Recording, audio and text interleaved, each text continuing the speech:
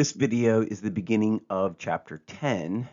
In section 10.1, we are going to be comparing proportions, and then in 10.2, we'll do means. So like we did in previous chapters, we'll do proportions and then we'll do means. So what this chapter is about is comparing populations or different groups. And so what we'll do is two different populations. So like, let's say we said old people versus young people. We'll take a sample from each of those different populations. And the key is that they would be two independent samples from these two different population groups. And here in 10.1, we're going to see if there's a difference in the true proportions. Say we want to look at, is there a difference in the proportion of voters who are old versus those who are young who are planning to vote for Donald Trump? So we would take a sample of older voters and a sample from a population of younger voters, and then we would get those two p-hats, and then we would compare or subtract those two p-hats and try to estimate what the difference in the true proportion is in the two different populations. All right, so suppose we want to compare the proportions of individuals with a certain characteristic in population 1 and in population 2. Let's call these parameters of interest P1 and P2, proportions, right? So these are the true, when we say P, just not P hat, but P, we are talking about P1 and P2. So we'll use subscripts. So population 1, its proportion will be referred to as P1. And then in population 2, we'll refer to its true proportion as P2. Now remember, these are parameters, and we typically don't know what those values are, and we're trying to estimate whether or not there's a difference between them. The ideal strategy is to take a separate random sample from each population and then compare the sample proportions.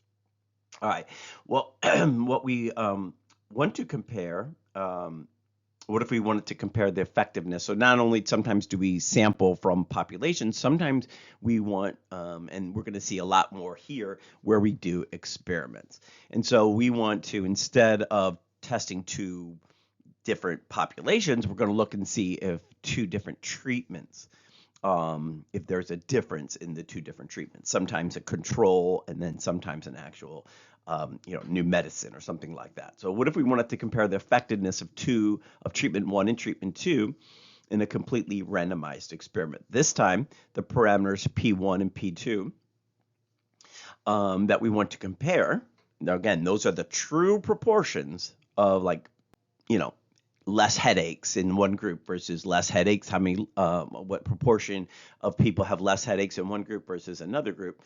So we'll want to see if there's a difference, and it's not just in the groups, but in all people who might have been in those groups taking that treatment.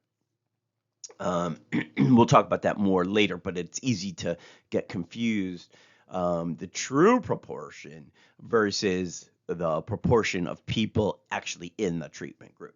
All right, so to compare the parameters, sometimes we're going to look at two different populations, sometimes two different treatments. Now, we know experiments might have more than one or two treatments, but in this chapter, we're only talking about two different populations or two different treatments. In chapter 11, we will sometimes look at other situations where we have more than two different outcomes. But here we're just dealing with two populations or two treatments. And then so we're trying to compare this P1 or P2 from those different treatments or populations, and we'll try to estimate those using p-hats of 1 and p-hats of 2. So that's the statistic that we would get from the treatment group or from the population. And then sample sizes, they don't have to be the same, but generally we try to get them to be similar sizes. Certainly if you do an experiment, sometimes you have people that drop out of the experiment, they die or they move away or whatever. So the sample sizes are not always the same, but you wouldn't want to make one really small and one really big. And of course, we're going to be worried about our 10% condition as well. So we don't want to sample more than 10% of the related population. So this is not a matched pair situation. So visually, we have two populations. Population 1, and it is size n sub 1, and population 2, and that is size n sub 2. So what we want to do is we want to try to estimate the true proportion, P, in each of those populations. And we do that by taking a sample of size n sub 1 and n sub 2, and we get our p hat sub 1 and p hat sub 2. And so we will look at that difference in the different p hats and try to use that as an estimate of what the true proportions p sub 1 and p sub 2, the difference of those. So we're going to use the difference in p hats to estimate the difference in true proportions. All right, so we can see here that this is a visual on the bottom of what a matched pair data is. And so it's important that the two populations are not related to each other, that they're independent. So if you remember in a matched pair, some people got one treatment, some people got another treatment in the pair. Well, that pair was very related. Maybe the two smartest kids in class, or the two tallest kids in class, or somehow we paired those two people together because they were very similar in certain ways. Maybe they have the same age or whatever. So those two people are very related. They're not independent of each other. Sometimes, if you remember, you are your own matched pair, and so then you're definitely related. So those are not independent samples. That's one person doing both treatments. So here, when we're comparing proportions, we take a sample from one population and another sample from a completely different independent population, unrelated to the first population. Okay, so this video that I'm about to play is from a show called The Mythbusters. It used to be on TV. It's not on anymore, but this is an episode or part of an episode where they are testing whether or not yawning is contagious. So does watching someone yawn make you want to yawn? So are you more likely to yawn? Or is the proportion of people who yawn higher in a group that sees somebody else yawn or not? All right, so is yawning contagious? And so at the beginning of this video, I'm just kind of set up the video a little bit because I've chopped it up. You're only seeing part of it. They tried to run an experiment. They didn't have good controls, whatever. So now they're discussing at the beginning of this video how, all right, we got to start over. We got to do a better job of controlling the experiment. And so it goes through an example of an experiment. So they go out to a flea market and ask people if they want to participate. And then some people are subjected to, they see somebody else yawn.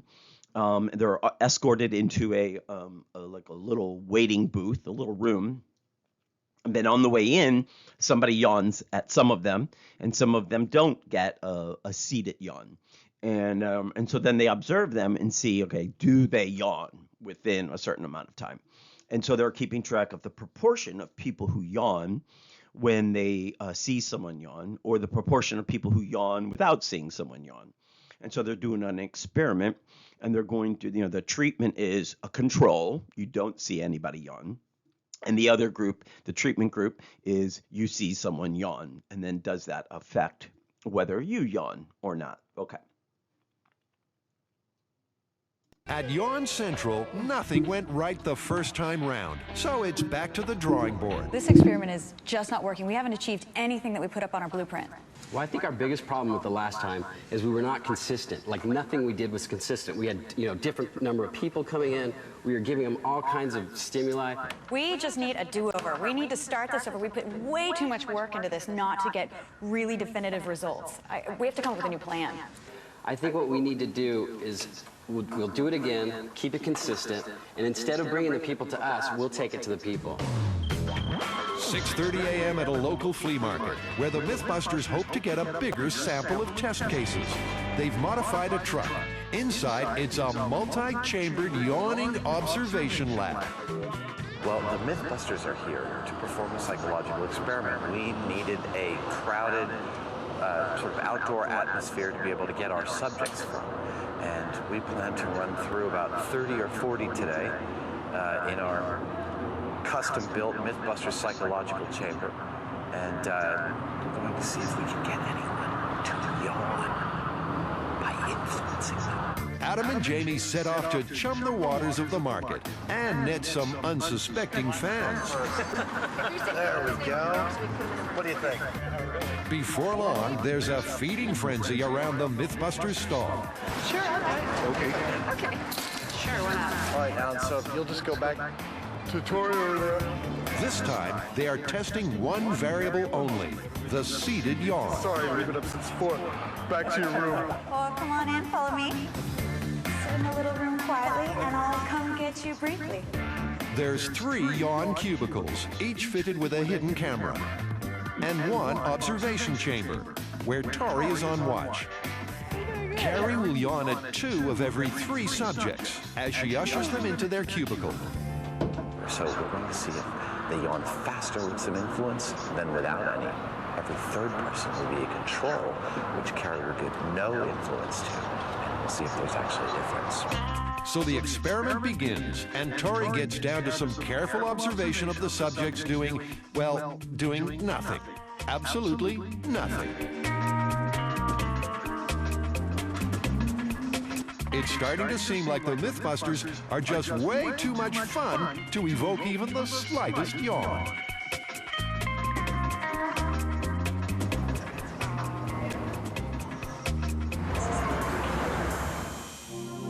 Then, a breakthrough.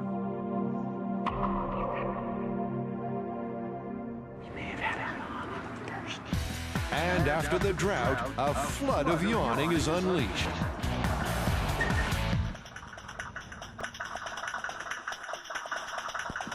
The Mythbusters suddenly have the Midas touch. Even the local dogs get caught up in the current of yawns that's sweeping the market.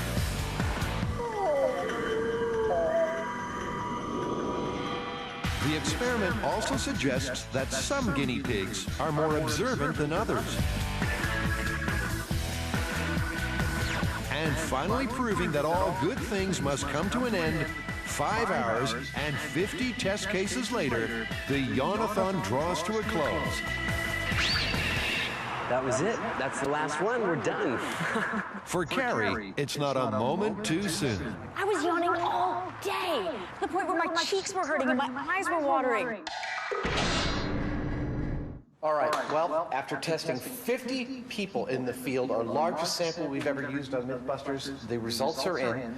And when the people we tested got no seed yawn, no stimulus, they yawned 25% of the time. When they got stimulus, they yawned 29% of the time.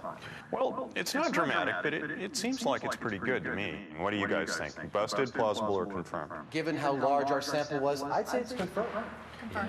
There's little doubt, it does seem to be contagious. And I bet the audience at home right now is probably yawning.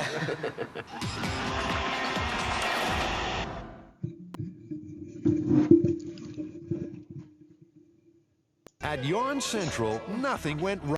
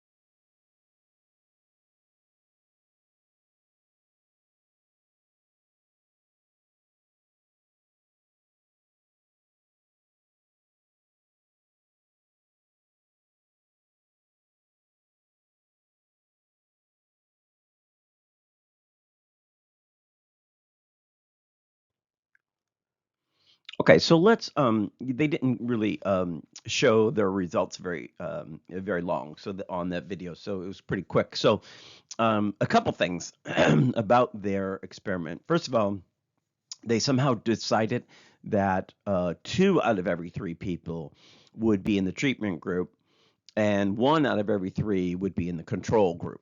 So I'm not sure exactly why they chose to have twice as many um, subjects in their treatment group, but ultimately it would be better if we had 50 subjects, that if 25 were in each group, as opposed to having so many more in the treatment group. And we're going to see why that kind of becomes an issue later.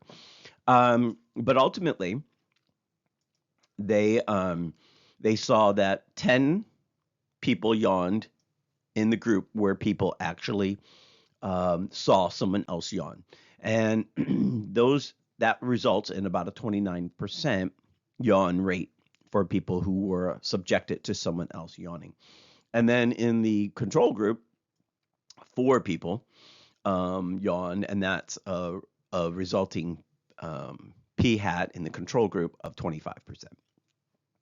All right, so there is a difference. I mean, definitely in their treatment group, a larger proportion of people yawned. But is that significant, right? Is that statistically significant? Could that difference have happened just by chance alone? And that's what we want to investigate now. All right. So, so again, that difference in proportions is only about 4%, maybe 4.4%. So how could we test that and see if that's really statistically significant? Or is it likely to have occurred just by chance alone? All right, so what we want to think about is we want to kind of almost play devil's advocate. And we want to say, like, okay, seeing someone else yawn does not make you yawn. All right. And so we want to say, like, okay, so how many people yawned in total? And that would be, 14. So 14 people yawned. How many people did not yawn? And that would be our 36. So what we want to do is our assumption when we're testing the results of an experiment is, again, we have to sort of play devil's advocate. We have to assume that there is no difference between the treatment group and the control group, that the treatment really does not have any effect. And any change in the 2 groups, the difference in the groups, is just by chance alone. And so we want to simulate that. And so we're going to do it with a deck of cards. And so we take a deck of cards. We take a deck of cards and we take out the 2 of the aces. All right, and so that leaves 2 aces in the deck, and and then face cards. So that's 14 cards. So there's 12 face cards plus the 2 remaining aces. That's 14 cards. So a face card or an ace is going to represent the 14 people who yawned. And so the idea is that that seeing someone yawn does not make you yawn. And the people who yawned were going to yawn anyway, regardless of what group they were in. And the people who didn't yawn weren't going to yawn, regardless of what group they were in. It's just by dumb luck, we got more people who were going to yawn in the treatment group. And so we want to test whether or not that difference could have occurred just by chance alone. All right, so the rest of the cards in the deck, 2s through 10s, that's 9 different numbers, and 4 of each. So that makes 36, which is perfect for the non-yawners. Okay, so now you're going to take your deck. Now, if you did this in class, I've already taken the aces out. But if you're going to do this at home, go get a deck of cards, take out 2 of the aces, and then shuffle the cards.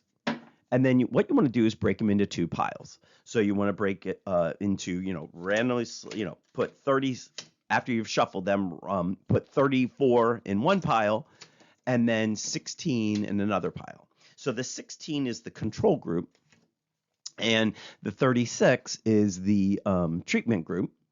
And then what you want to do is you want to count the proportion, the number of faces or aces in each group. And then you would put that number right up here above the treatment group and right above the total number in the control group, and then take out your calculator and actually subtract those two fractions and get a decimal.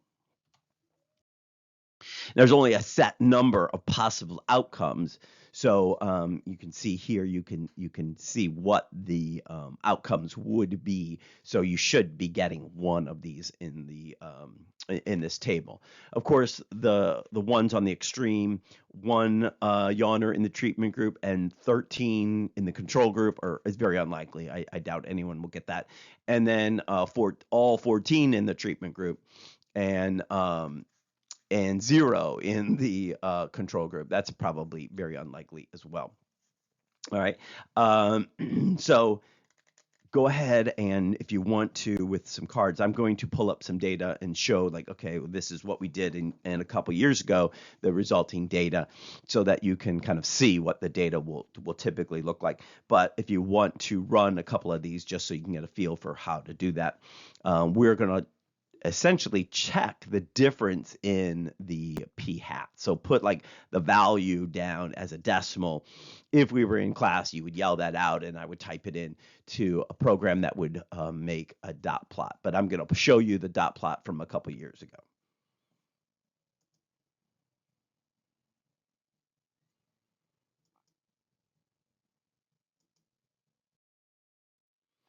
All right. So ultimately, what we want to do, if we're thinking of this as a null hypothesis, right? Now, I mean, we can do this as a null hypothesis. We can really do this as a significance, a significance test, a null hypothesis, or we can do it as a confidence interval and try to estimate what the difference is.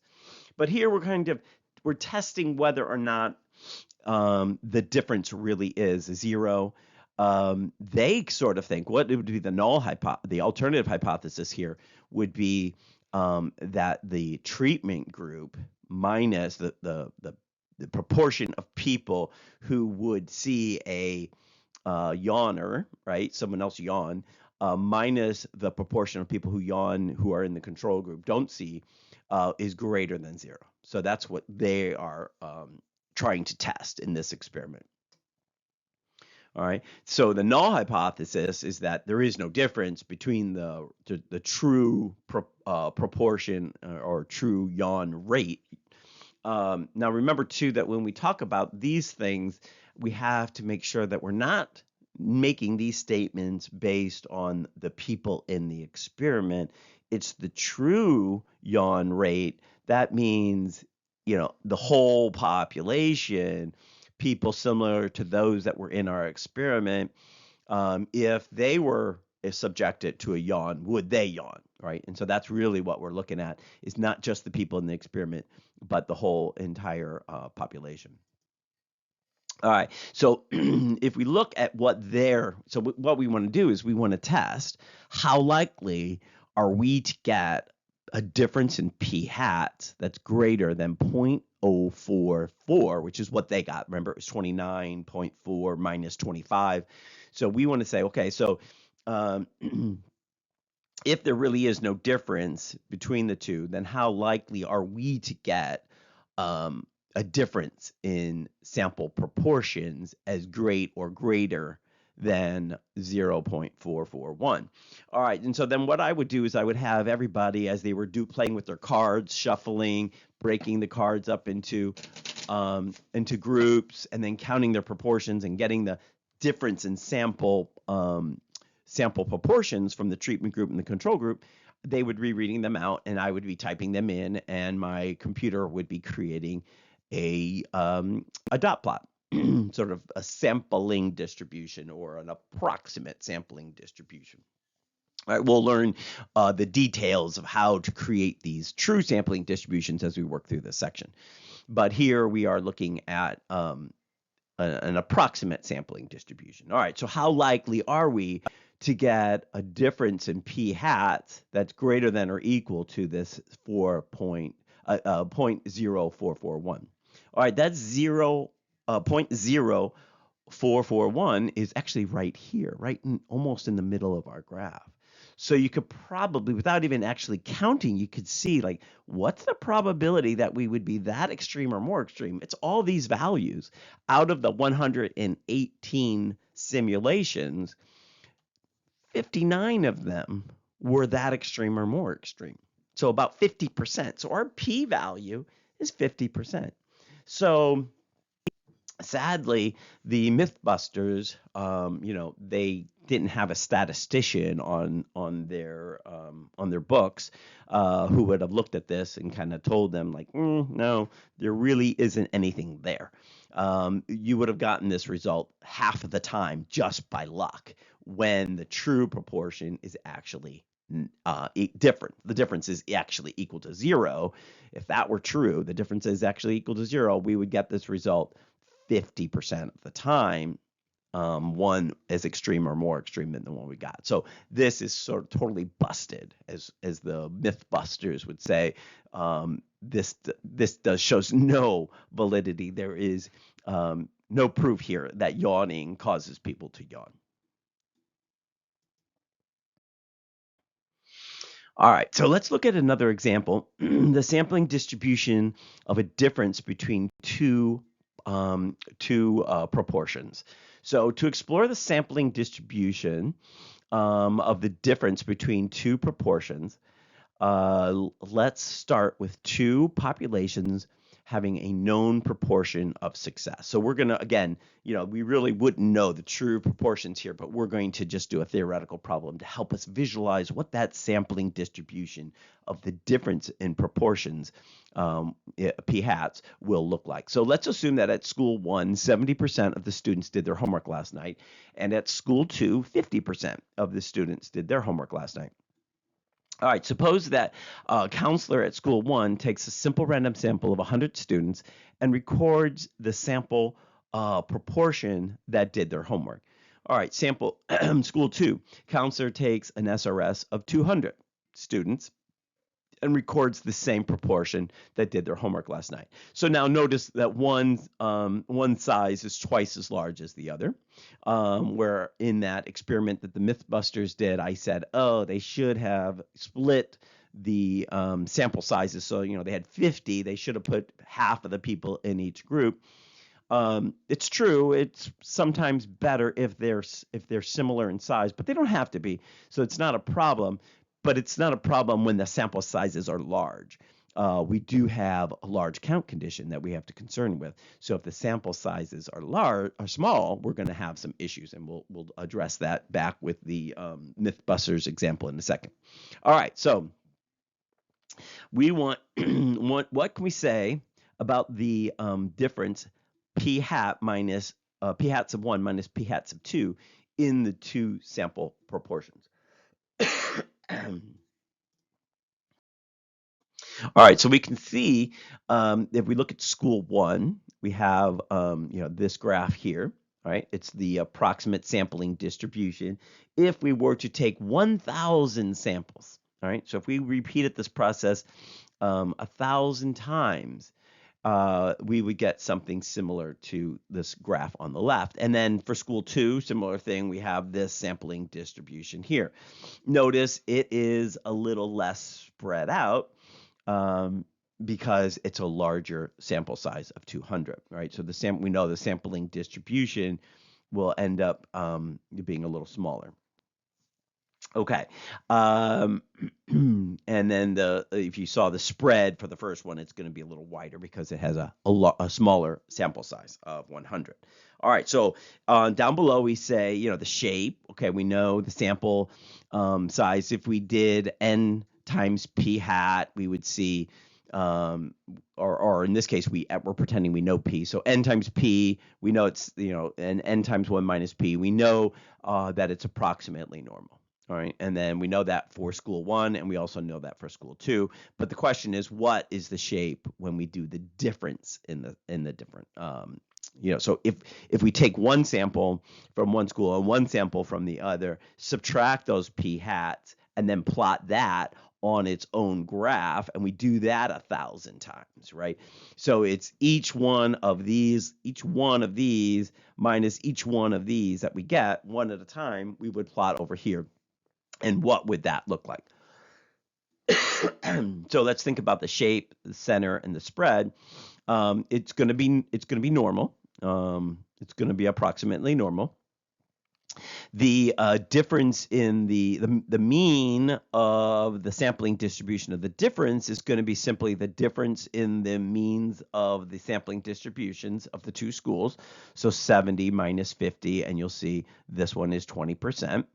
The standard deviation, let's talk about that for a second. Standard deviation, it's certainly bigger than either of the other two, right? If you look at these two values, they're smaller. This is bigger, but you remember, when we combine random variables, we don't add, even though we're subtracting the p hats here for each of the samples, 1,000 samples, we would not be subtracting the standard deviations. Remember, we add them. The result is going to be more varied than either one of the other two sampling distributions. And we don't add the standard deviations. Remember, we have to go back and we have to square the standard deviations to get the variances. We add them, and then we square root the sum after we do that. Okay, so that's how we're going to get that standard deviation. But if the other two are normal, we combine them, our new sampling distribution, the difference in p hats, will also be normal. So if we remember from chapter 6, when we combined independent random variables, to get the mean of the difference to random variables was simply the difference in the two means of each of those random variables. That is the same thing that's going to happen here when we try to find the mean of the sampling distribution of the difference in the p hats. And then also here, this was what I was talking about, the variance is going to be found. Even though we were subtracting the two p hats, even though we're subtracting them, we would still add the variances. Okay, so let's talk about the shape, the center, and the spread of the resulting sampling distribution of the difference in the p hats. So we have to check that N1 P1 and N1 times 1 minus P1, N2, the sample size for the second school, and the proportion from that second school times N2 1 minus P2, all of those have to be at least 10 in order for us to say that the sampling distribution is approximately normal, and that will allow us to assume normality, right? And then we can do calculations based on that. So if we look back at the Mythbusters, we'll see, oh, they violated this rule. So here, if we look back, they only had 4, right? This is the probability of success in group 1, probability of, not the probability, but the number of successes and the number of failures, and then the number of successes and the number of failures in the two treatment groups. And so this violates the rule. This was not 10. All right, and so the center is just simply going to be the difference in the true proportions, right? So the center of our sampling distribution will be centered at the difference in the true proportions. And then the standard deviation, this is a fairly complicated formula. It's P1, 1 minus P1 over N1 plus P2, 1 minus P2 over N2, and then the square root of that whole thing. So this calculation is pretty complicated. So it's sort of accident prone. You get, when you're doing a confidence interval, you have to have this part as part of our margin of error. And so we're going to suggest that you do a lot more with your calculator and let your calculator do a lot of these calculations for you. And so you won't have to be using this too much. I mean, you should still know how to use it, but most of the time when we do our 4-step problems, our calculator is going to be doing all these tests for us. Okay, so this is kind of basically visually what that last slide was telling us. The center or mean of a sampling distribution of the difference in p hats is going to be centered at P1 minus P2, the difference in the true proportions, and the standard deviation is P1, 1 minus P1 over N1 plus P2, 1 minus P2 over N2, and then the square root of that sum. Now we're going to see very shortly, like, okay, so what are we supposed to do? Because we don't have, how are we going to calculate the standard deviation? We don't have these P1s. We'll see what we are going to do to substitute in. All right, so let's revisit this example. The two schools, 70% of school 1 did their homework, 50% of school 2 did their homework. Counselors take a sample of 100 from one school and 200 from the other. All right, let's talk about the shape, the center, and the spread. So to shape, we first need to check our conditions so that we know that it's normal. So we want to check N1, P1, N1 times 1 minus P1, and so on. We want to check 4 values. So the number of successes and the number of failures in each of the groups. All right, so we get a value of 70 and 30 and 100 and 100, and each of those is at least 10. So we know the sampling distribution of the difference in X and P hats is approximately normal. All right. All right, the mean is simply the difference in those two values, so 70 minus 50. But remember the standard, the spread or the standard deviation of the sampling distribution, that is a little bit more complicated, right? That's P1 times 1 minus P1 over that 100, which was the sample size for school 1, and then 50% times 50% divided by 200, which was sample size 2. Okay. So let's talk about how we would create a confidence interval for P1 minus P2. So we're trying to estimate the true proportion or difference in true proportions from the two different populations. And so we're going to use our same general formula, statistic plus critical value times standard deviation of the statistic. But let's talk about the details then. We will certainly take our statistic will simply be the difference in p hat. So we take a sample from one population and find its p hat, and take a sample from another population, find its p hat, and so the difference in those p hats will be the statistic or the point estimate. We're using the difference in p hats to estimate the difference in true proportions. All right, so the statistic is just p hat 1 minus p hat 2. The standard deviation is going to be that formula, the standard deviation of the sampling distribution of the difference in p hats. That's the formula we were just talking about. All right, and then the critical value is just going to be our z-score, our critical z value that we're used to from a standard normal curve. All right, and again, we want to check our conditions. Did we randomly select both samples from two populations, and did we do two groups in a randomized experiment? So sampling, we want to make sure that we didn't sample more than 10% in each of the populations. If it's a randomized experiment, then we're not sampling, and so then the 10% condition doesn't apply if we're running a randomized experiment, because we don't sample without replacement, because we don't sample when we're running an experiment. So if we're running a randomized experiment, we don't have to talk about up in the first part of random, we don't have to talk about that we randomly sampled, because the randomization comes in randomly putting the people in the two treatment groups. And then the large count, we've already talked about that. However, now we're going to be more realistic. We don't know what P1 and P2 are. So here, for confidence intervals, what we use instead here is the p hats. So we use N1, p hat 1, N1, 1 minus p hat 1, N2, p hat 2, and N2, p hat 2, and N2, 1 minus p hat 2. So each of those has to be at least 10 for us to be able to say that our sampling distribution of the difference in p hats is going to be approximately normal, which will allow us to do our inference procedure, because everything is based on a z-score, which is normal. All right, because we don't know the values of the parameter P1 and P2, we replace them with with the p-hats. So in other words, we don't know the standard deviation. Instead, we have the standard error. So the standard deviation formula also uses P1 and P2.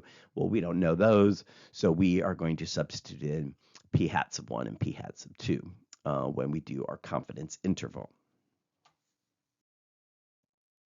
All right, so this gives us the overall formula for the confidence interval for the difference in true proportions. So p-hats of 1 minus p-hats of 2 is the statistic or the point estimate plus or minus the critical z-value. Remember, that's based on the confidence level. We get that from our z-score, or really inverse norm, or really the bottom row of the t-table has critical z values in it.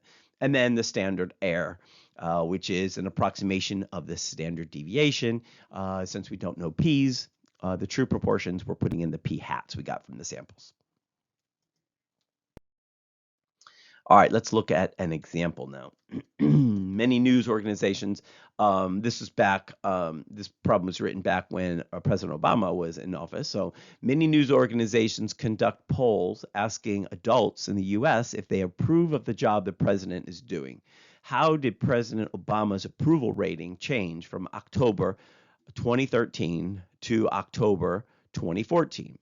According to a Gallup poll of 1,500 randomly selected U.S. adults on October 3rd, 2013, 52% approved of Obama's job performance. A Gallup poll of 1,500 randomly selected U.S. adults a year later, basically in October 5th, 2014, showed that 46% approved of Obama's job performance. All right, so we want to calculate the standard error of the sampling distribution of the difference in p-hats for the 2 years. Now, I've sort of set up already that we're saying 2014 minus 2013.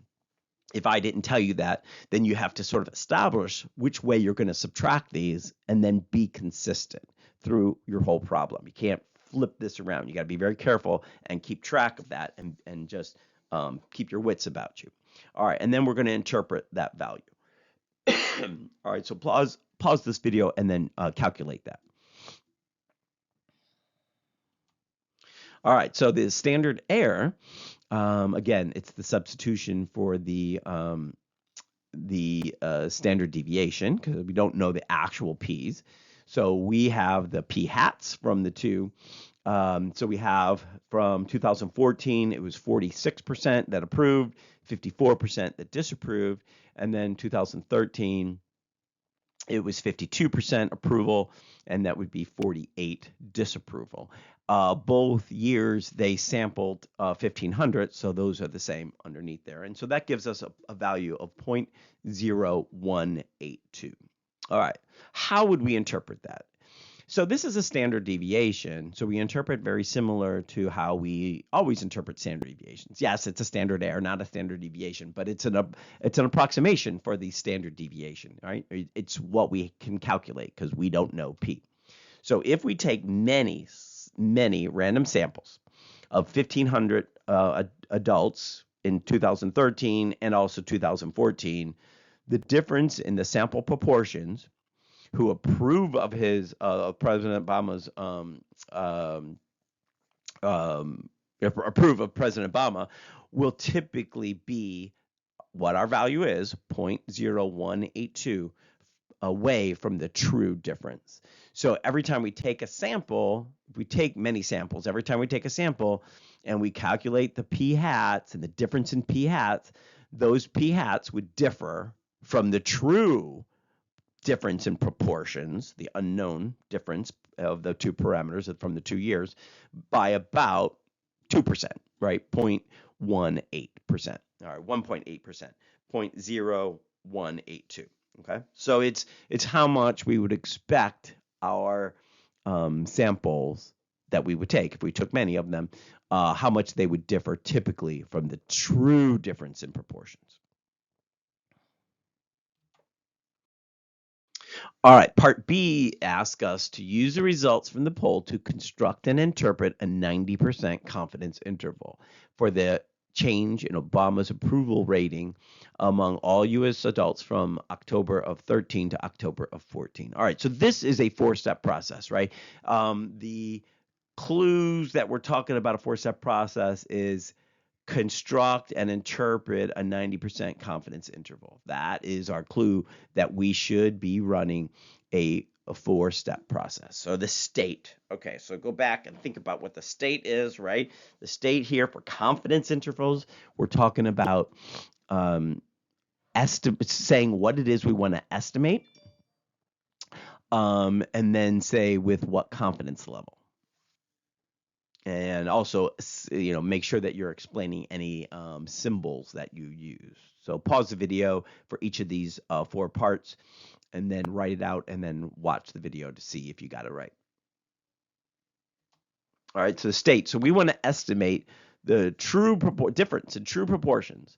So again, we're staying with the same P sub 14 minus P sub 13. Now you could say P sub 1 and P sub 2, but then you'd have to, keep track of which one is 1 and which one is 2.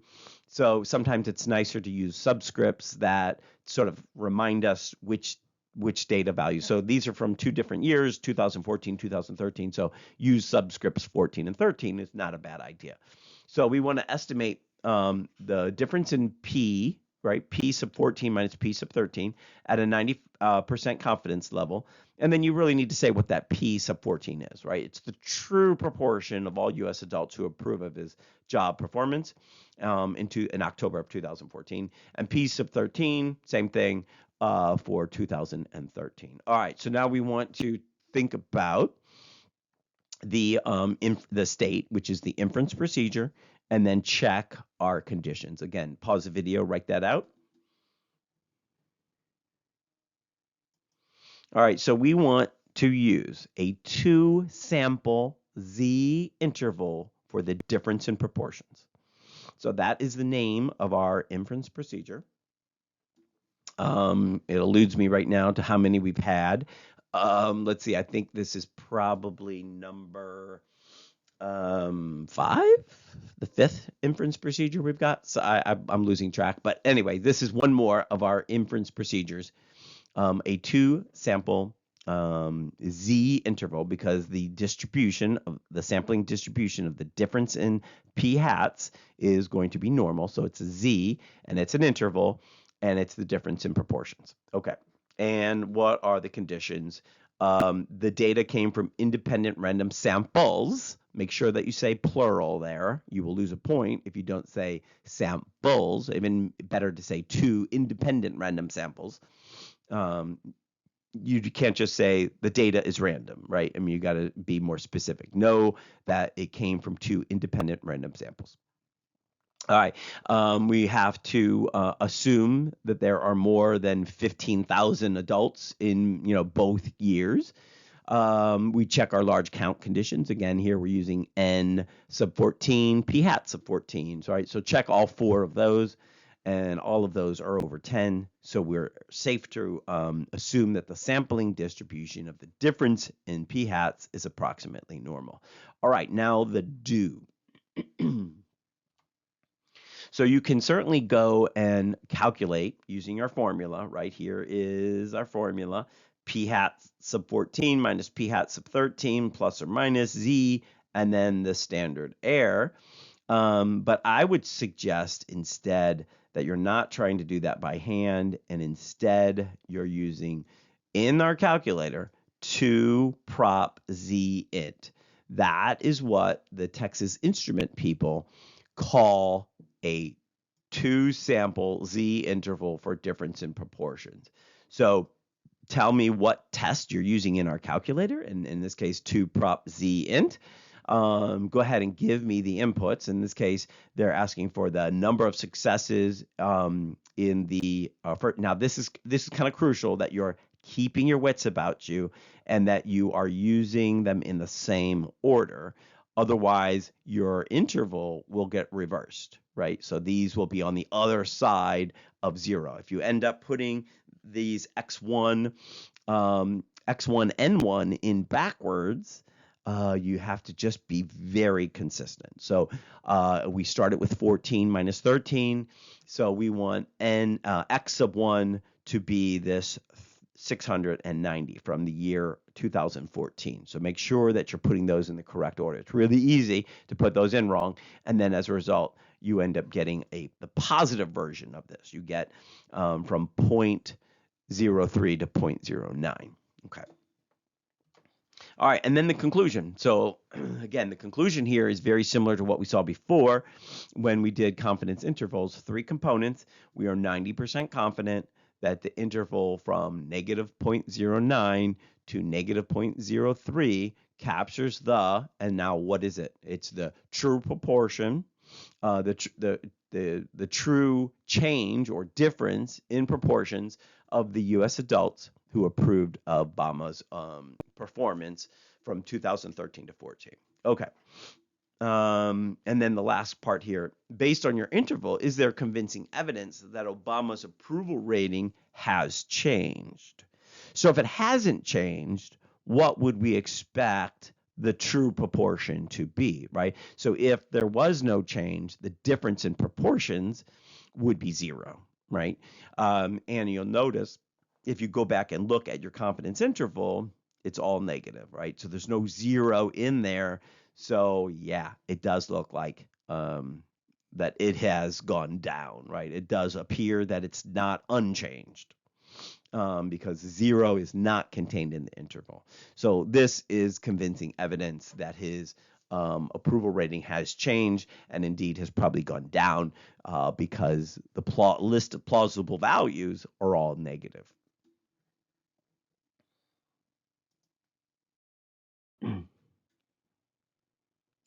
Okay, so this is the homework due next class. Number 11 is a 4-stepper, similar to the Obama problem we just did. You'll be doing creating a confidence interval to try to estimate the difference in true proportions from 2 different populations.